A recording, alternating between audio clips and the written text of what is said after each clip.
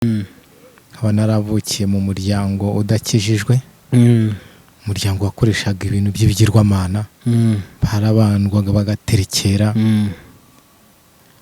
barangiza umugirwa wabyo. Bari bakorera Bantanzemo igitambo. Barananze igitambo. Wabimenye ryari?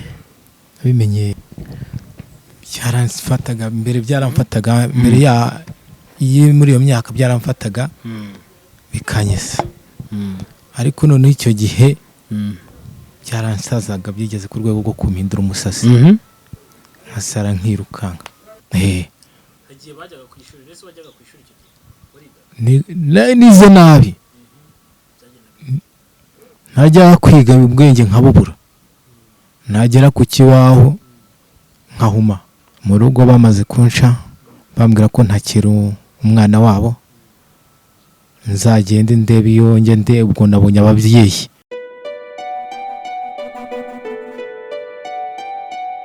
Turasuje abakunzi ba Irakora TV. Uyu munsi dufite umutumirwa hagiye kudusangiza ku buzima bwe yakuriyemo. Yakuriye mu muryango ugira imyuka mibi. None araje tuganiriza n'urugendo rwe rwo kuba umukristo, akava muri ya myuka mibi yakuriyemo cyangwa se y'ababyeyi be n'igisekuruza cye, ahubwo akaza kuba umukristo ubu ngubu uhamya Yesu nk'umukiza. Turakwakiriye. Murakoze cyane. Imana ibaha umugisha. Yego. Amazina nkuko nabibabwiye ni Matabaro Sereveriyane. Nkaba naravukiye mu muryango udakijijwe, umuryango wakoreshaga ibintu by'ibigirwamana, barabandwaga bagaterekera, barangiza umugirwa wabyo. Bari bakorera Bantanzemo igitambo. Barananze igitambo. Wabimenye ryari? Wabimenye muri 97. Muri 97. Ubwo wari ufite imyaka? Muri 22, hagati ya 22. N'ubwo wari ubifite, wari ufite imyaka hagati ya 22. Okay. Ubimenya gute rero dusangiza? Byaramfataga mbere, byaramfataga mbere ya muri iyo myaka, byaramfataga bikanyesa. Ariko none icyo gihe byaransazaga, byigeze ku rwego rwo kumpindura umusasi, nkasara nkirukanga. None se byagenze bite nyuma yaho kimara kumenya ko ni ukuvuga ngo abagira neza, abakozi b'Imana nibo baje banjyana mu rusengero. Aha abakozi b'Imana abandi bari baransengera. Bagumye mu rusengero mu rugo batabizi se? Oya, ntago babimenye. Bamfatiye ku musozi. Bamfatiye ku musozi, banjyana mu rusengero. Bansengerero abadayimoni baravuga uko byaje. Oya, namaze iminsi 2 nabaga muri ayo masengesho.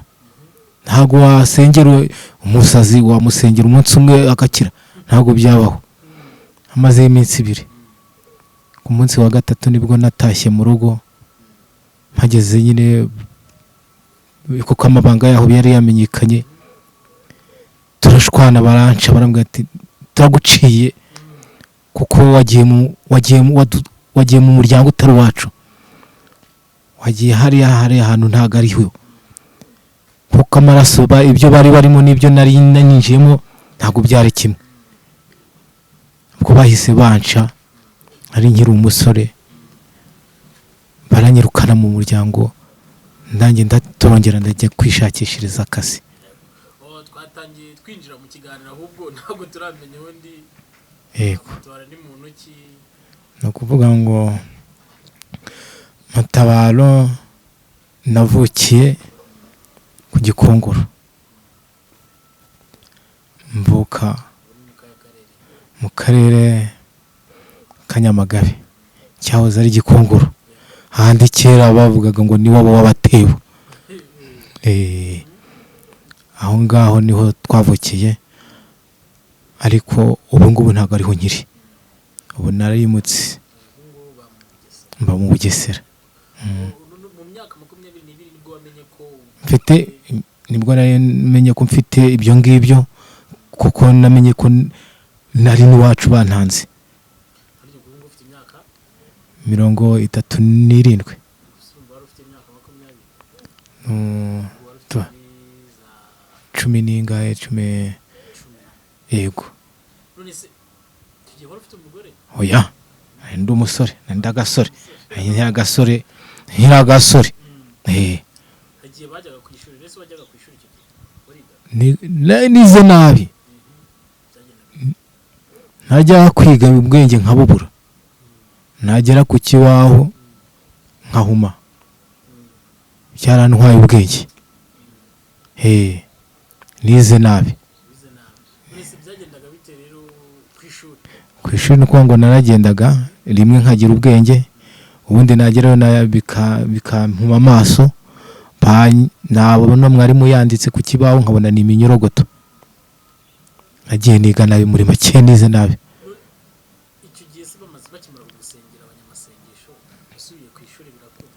Nagiye ku ishuri birakunda, ko n'ubu ndasoma neza nta kibazo, ijambo ry'Imana, kuko Yesu yangiriye neza. muri situation wabyitwayemo gute nyuma yo kuva gusenga? wahise ureka kubabona n'ababyeyi? ni ukuvuga ngo icyo gihe bamaze kunca mu rugo, bamaze kunca bambwira ko ntakiri umwana wabo, nzagende ndebe iyo njye ubwo nabonye ababyeyi. Ubwo nahise nigira mu gushaka akazi. Ishuri nsa nkaho ndihagaritse, njya gushaka akazi. Nagiye kuragira inka, ariko ziragira igihe gitoya ndongera nsubira kwiga. Ubwo nagiye kwiga mba mu rugo rw'umukozi w'Imana. Ntabwo ubuzima bugenda bwanga. Urumva kuba uri umusore biragoye, n'ubwo buzima n'umuryango waraguciye, nabyo ni ibibazo. Ubwo ngubwo nahise nshakisha uburyo ki umukozi w'Imana aho nabaga afata nta kundi, urugamba n'urugamba, ariko uriya muryango Imana yawugukuyemo, nta ababyeyi bataba, Imana izaguha abandi babyeyi. Imana ubwo yampaye abandi babyeyi, bankorera ubukwe. Ubwo ni hari ukuntu uvuga ngo wowe nubwo ubundi ntabwo wava ku muryango burundu, hari n'igihe ushakaho umunani. oya, ese wagiye kubaka umunani nyuma yo ko ni ukuvuga ngo njyewe mvuye mu rugo, n'ubundi naho narindi ko nari ntarakizwamo neza, byarazaga bikantera, kandi byaza bikaba ko nisubirayo noneho bizamfata neza. Ubwo rero njye nahisemo kujya gute kuyoboka Yesu. Nayobotse Yesu. Reka narahakanye. Oya, Imana yambwiye ko izampa umunani. yarabikoze? Ntabwo irabikora, ariko izabikora. urashyingiwe? Ndashyingiwe, muzi ubukwe. inkwano yavuye? Abakozi b'Imana baritanze. Abakozi b'Imana baritanze. Nabonye namweretse abandi, kuko iwacu barabyanze. Barabyanze.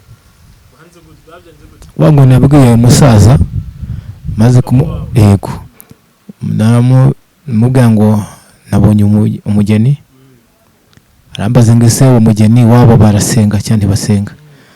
Mubwira ko mubwira yuko ari abakirisitu basenga. Ati nimba basenga rero ntabwo bishobora guhura n'ibyacu. Ati kuko nawe wabaye ikirumbo, twaranaguciye n'ubundi ntitukigushaka, uzagenda wishakira abandi babyeyi, kuko we ntukibarwa mu muryango wacu. Mu gihe wanze kugenda mu murongo wacu, ukanga kutwumvira nk'ababyeyi, twabajije abakuru batubwira ko batagushaka. Ubwo nanjye nahise nigira gute nikomereza mu umuryango w'abantu bakijijwe. Mfite abana 3, umukuru afite imyaka 6. Yego.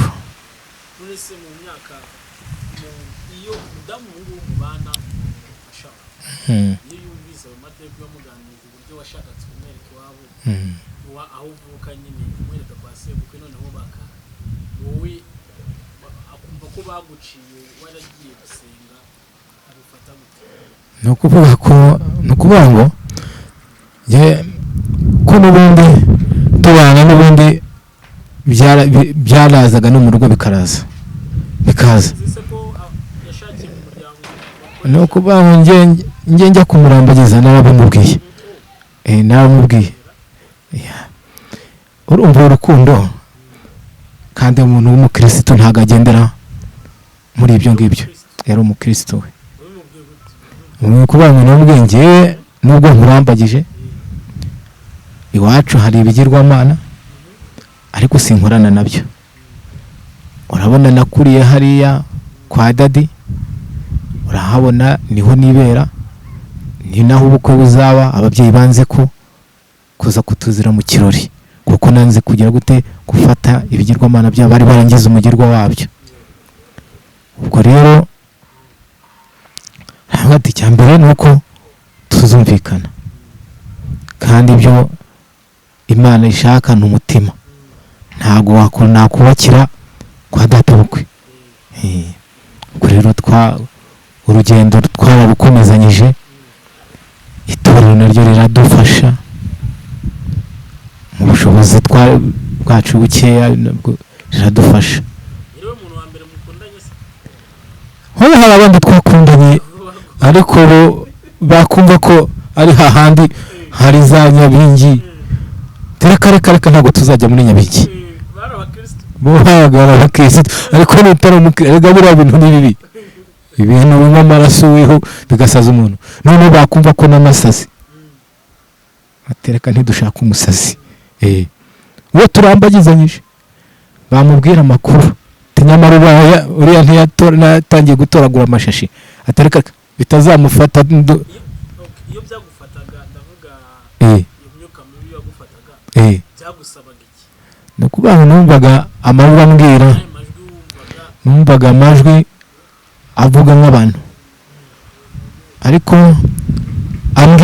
ambwira mu abantu bapfuye mu miryango yacu ya kera. Ubwo rero nibo babaga nibo yazagamo. Yes, turabisegura rero bakunzi ba Irakora TV. Imvura yidutesheje, twari hanze niho twari turimo gukorera interview. Ubu ngubu twinjiye mu nzu, twari turi kumva ubuhamya bwa Serverier Matabaro batubwiraga uburyo yakuriye mu muryango ufite imyuka mibi, umuryango udakijijwe nyuma wo kaza gukizwa. Abarugeze ahantu abakobwa bakubenga kubera ko kubera ibyo bigirwamana. Bakubwiraga ibiki? Ese ubundi ntabwo byaguteraga ibikomere kuko urumva niwo ntavutse ubisanga, ntabwo uzi impamvu byaje, nta nubwo wigeze ubigiramo uruhare. Isomo wakuyemo ni irihe, cyangwa se niba icyagukomeretsaga n'iki mu gihe bakwangaga bakuguhora ko iwanyu bafite bakorana n'imyuka mibi?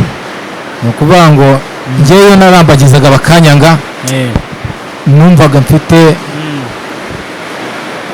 ipfunwe. Natekereza nuko n'umuryango wanyanze, natekereza ko umuryango wanyanze, nabyo nkumva ni ikindi gikomere. Ariko nyuma Imana yaje kunkorera ibitangaza, ndambagiza undi, ariko yari ataramenya amakuru neza. Reka yari ataramenya amakuru neza, yayamenye nyuma. Yaramaze gukunda.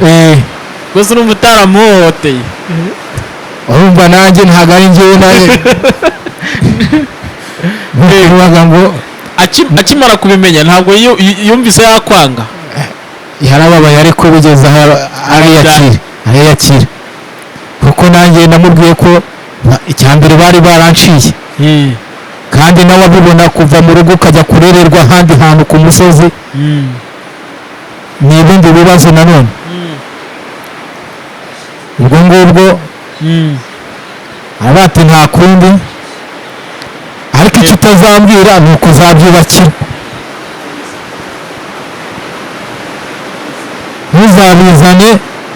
ntuzabizane ngo tubyubakire, kuko ngewe ndasenga. nimba rero utazabizana ndakwemera, ariko nimba uzabizana ntabwo nkwemera, nanjye ndakwanga. ndavuga ni rero nanjye baranshiye, umuryango waranshiye. umenye ko kwa sobo ko ari hariya narerewe, ariho banyakiriye, kuko umuryango wacu waranyanze.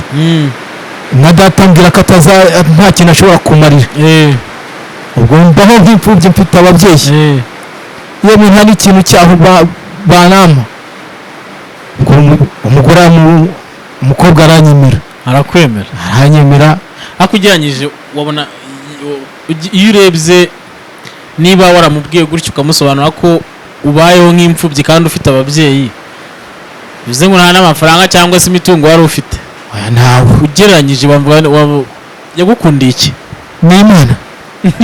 ni Imana, kuko ni Imana. cya mbere nta sambu nawe warireba ukabona nanjye nari kubaza umuntu w'umusazi weho. rega nari umusazi. usibye Imana y'abarokore. Imana y'abarokore. yari umurokore. yari umurokore. ubwo ngubwo aranyemera nyine kubera kubwo gusenga. anyemera muri ubwo bukene bwanjye. turemera. hari ukuntu nyine barokore, hari ukuntu tubaho mu buhanuzi. wari warahanuriwe ko cyangwa se wari ufite isezerano yuko uzabona umuntu ukwemera? ni ukuvuga ngo njyewe hari igihe bigeze kubimbwira, ariko sinabyumvaga. sinari nzi, ubundi sinumvaga ko Imana ivuga, kuko nari narakira agakiza neza. urumva ko nari nkinyeganyega. ariko twaba bari turi mu materaniro, abakambwira ngo Imana izagukorera ubukwe. ntatekereza ubukwe mu muryango utanyemera, ahantu badakijijwe. ese niba naze noneho n'ubwo bwaranyicaga, ese umuryango uri bubyemeye ntiwazana, sinazongera nkasaruka bizana bikongera bikamfata, nubwo umutima ukandya. ariko Imana ni umukozi w'umuhanga cyane. yampaye ababyeyi barabunkorera ubukwe. bagukoreye ubukwe gute? ni ukuvuga ngo aho ngaho, aho wabaga, aho nabaga,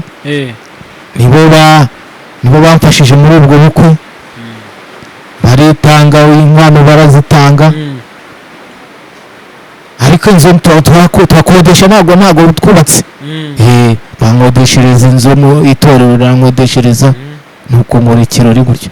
hari ukuntu ababyeyi iyo washyingiwe nyine baza gusura abana, baje kubasura ababyeyi bawe nyine bakubyaye.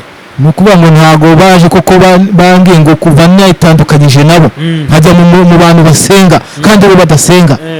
nkaba nanze ibyo bigirwamana byabo, kuko bari bazi ko njye nzabisigarana.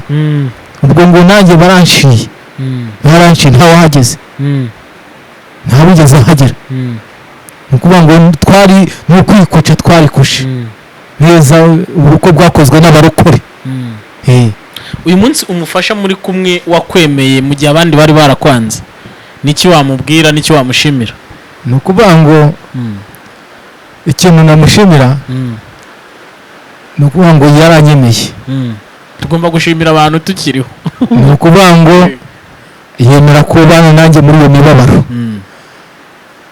nanjye namusezeranyije ko ntashobora gusubira inyuma, kandi mu bukene mu byinshi tuzafatanya. ntabwo kacagamo se akagucyurira? burya mu bintu bibaho, hari igihe umujinya uzabona bakagira, ariko nanone akongera akigarura, tugasabana imbabazi.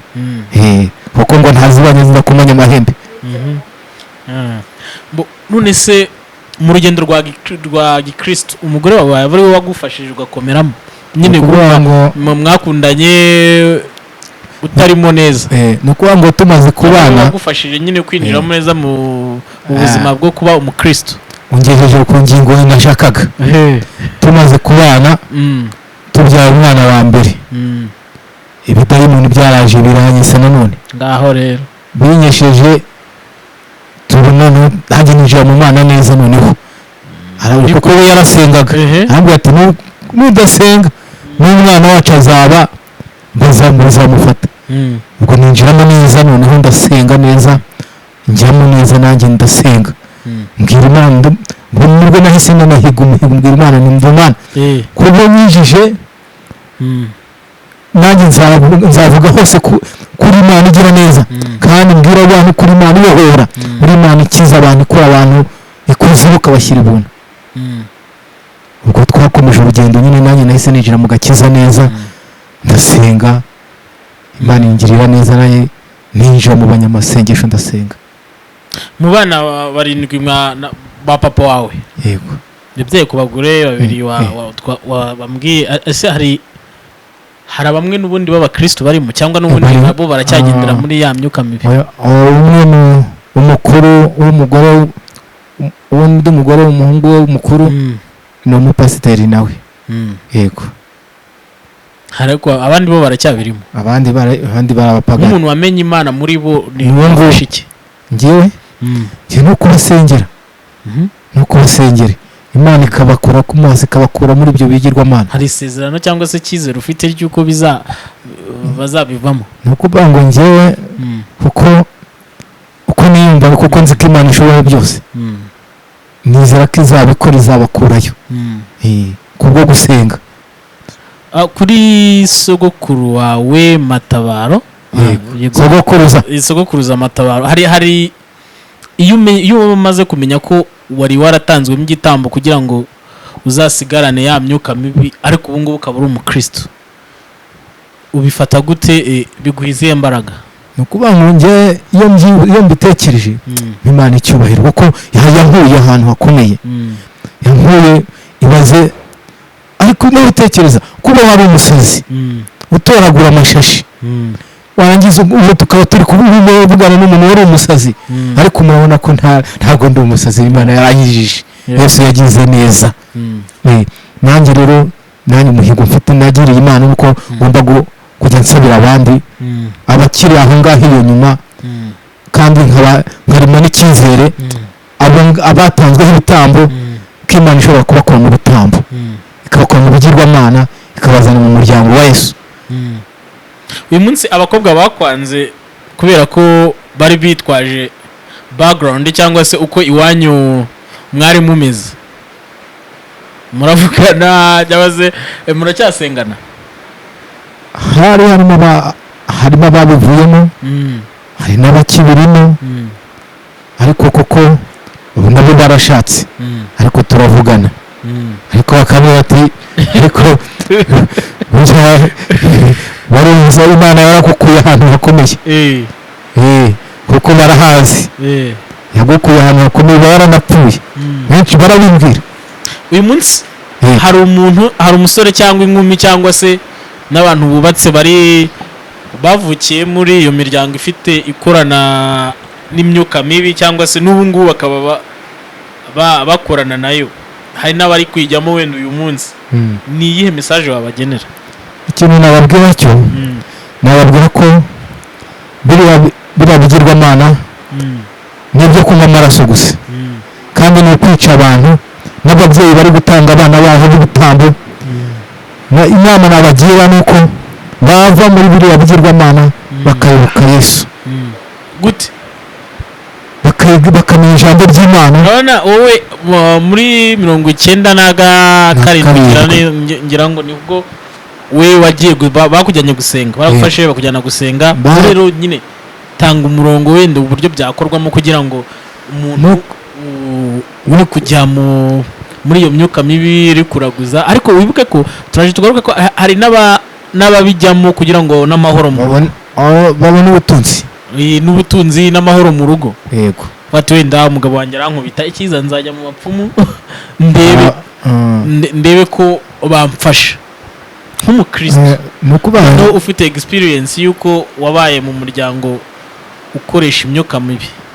Ngewe urabona mama yakubitwaga buri munsi kandi ibyo bigirwamana byari bihari. Natwe tukarara ku musozi kandi ibyo bigirwamana bihari. Mwaraga ku musozi bitewe bitewe na papa yabaga yasinze akatukubita akatujyana ku musozi ariko kandi bihari n'abana nabyo ariko tukajya ku musozi. Ntago Satani ntago atanga amahoro ahubwo atanga urupfu. Nukuvuga ngo ahantu tubonera amahoro ni kwa Yesu honyine. Niho kwa Satani nta cyiza cyo kwa Satani. Muri iyi si ya none, muri iki gihe cya none, abantu bakagombye kuva mu bujiji bakayoboka Yesu nk'umwami n'umukiza wabo. Kuko nanjye ubu ngubu urambona nanjye ukuntu meze, urabona ko ntago mwaye kubera amaraso ya Yesu, kuko hari aho yankuye.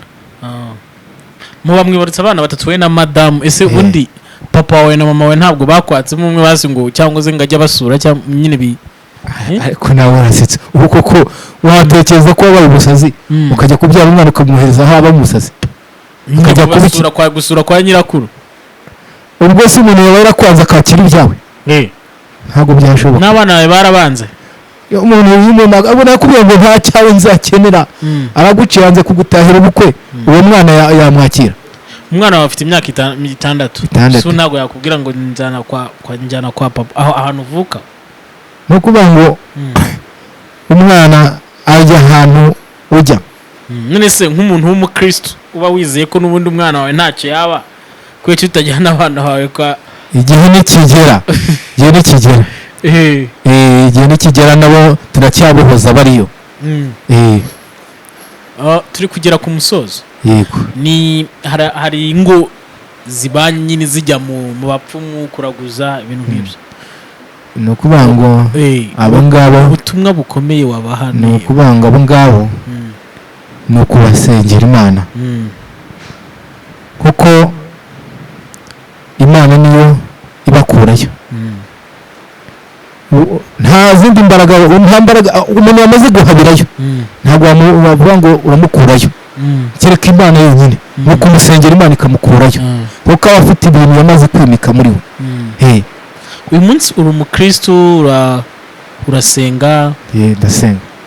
Imbaraga z'Imana wazisobanura ute mu magambo 3? No kuvuga ngo icya mbere Imana, imbaraga z'Imana, Imana irakiza. Icya kabiri aho umuntu abona atashobora kugera yirahamugeza. Ibidashoboka yirabishobora. Ubundi iyo ikora nk'ubumana bwayo.